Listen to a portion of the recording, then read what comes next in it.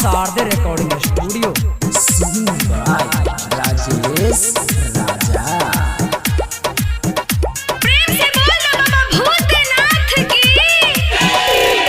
सावन के पावन लागै छे नजारा, बोलबम के नारा गूंजे जग सारा।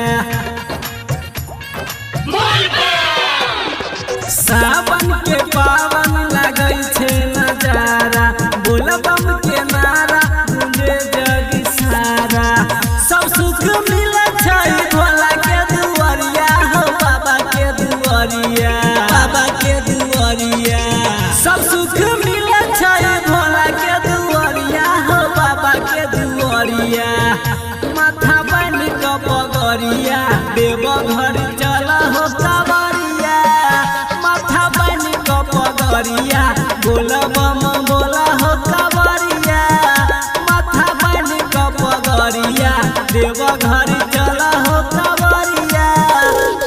बोला बोला बाबा भूतनाथ की। डीजे अमित तिवारी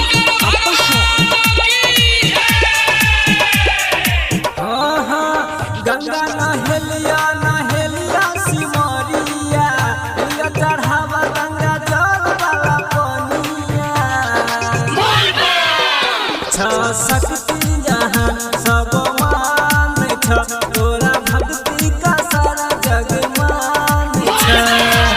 सब सुख मिले छ भोला के दुआरिया हो, बाबा के दुआरिया।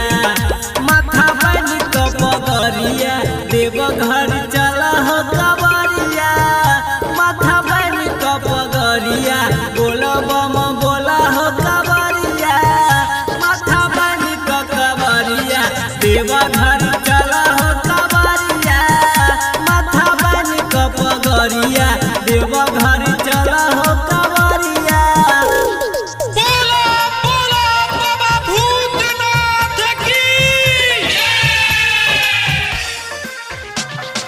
डीजे अमित तिवारी